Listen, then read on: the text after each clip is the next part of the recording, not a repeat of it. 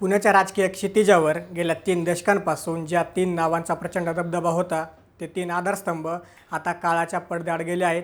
भाऊ, भाई आणि दादा या टोपण नावांनी ओळखल्या जाणाऱ्या या 3 नेत्यांच्या निधनामुळे पुण्याच्या सार्वजनिक जीवनात कधीही न भरून निघणारी पोकळी आता निर्माण झाली आहे.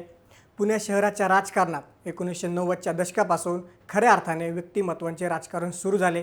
त्यापूर्वी पुण्यात विठ्ठलराव गाडगीळ आणि जयंतराव टिळक यांसारख्या अभ्यासू नेत्यांचे गट होते. पण खऱ्या अर्थाने पुणे महापालिकेवर एक हाती पकड निर्माण करण्याचे काम केले सुरेश कलमाडी उर्फ भाई यांनी. 1992च्या महापालिका निवडणुकीनंतर सुरेश कलमाडी यांचा उदय झाला. त्यांनी आपल्या समर्थकांची मोठी फळी निर्माण केली आणि पुण्याच्या राजकारणावर आपली एक हाती पकड घट्ट केली. राष्ट्रीय क्रीडा स्पर्धेच्या निमित्ताने त्यांनी पुण्याचे नाव जागतिक नकाशावर नेले. कलमाडी यांनी सलग 10 वर्ष पुण्याच्या सत्तेची सूत्रे आपल्या हाती ठेवली होती. काँग्रेस पक्ष असतानाही त्यांचा गट कलमाडी गट म्हणून ओळखला जायचा. इतकी त्यांची वैयक्तिक ताकद मोठी होती. मात्र 2014 नंतर त्यांच्या राजकीय कारकिर्दीला ओहोटी लागली आणि 1 जानेवारी 2026 रोजी त्यांचं निधन झालं, ज्यामुळे एका मोठ्या कालखंडाचा अंत झाला. सुरेश कलमाडी यांच्यानंतर पुण्याच्या राजकारणात ज्या नेत्याचा शब्दप्रमाण मानला जात असे ते नाव म्हणजे गिरीश बापट उर्फ भाऊ. गिरीश बापट यांनी जनसंघापासून आपल्या कामाला सुरुवात केली होती. पुण्याच्या गल्लीबोळातील प्रश्न त्यांना तोंडपाठ असायचे.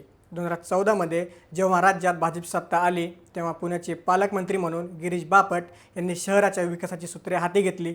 विशेष म्हणजे पुणे महापालिकेत राष्ट्रवादी सत्ता असतानाही गिरीश बापट यांच्या शब्दाला सर्वच पक्षांचे नेते मान द्यायचे. त्यांच्याकडे असलेली संयमी वृत्ती आणि सर्वपक्षीय मैत्री यामुळे त्यांना पुण्याचा कारभारी म्हटलं जायचं. 2017मध्ये भाजपला पुणे महापालिकेत 97 जागांवर विजय मिळवून देण्यात गिरीश बापट यांचा सिंहाचा वाटा होता. संसदेत गेल्यानंतरही त्यांचे लक्ष पुण्याकडेच होतं. 29 मार्च 2023 रोजी त्यांच्या निधनाने पुण्याने एक अजातशत्रू आणि सर्वांना सोबत घेऊन जाणारा नेता गमावला. या 2 दिग्गजांच्या बरोबरीनेच पुण्याच्या राजकारणात ज्यांच्या नावाचा दरारा होता ते म्हणजे अजित पवार उर्फ दादा. 1997मध्ये पिंपरी चिंचवड महापालिकेवर आपली पकड निर्माण केल्यानंतर त्यांनी खऱ्या अर्थाने पुणे शहराकडे आपला मोर्चा वळवला. 2002मध्ये त्यांनी पुण्याच्या राजकारणात शिरकाव केला. पुढे त्यांनी पुणे पॅटर्नची संकल्पना राबवली.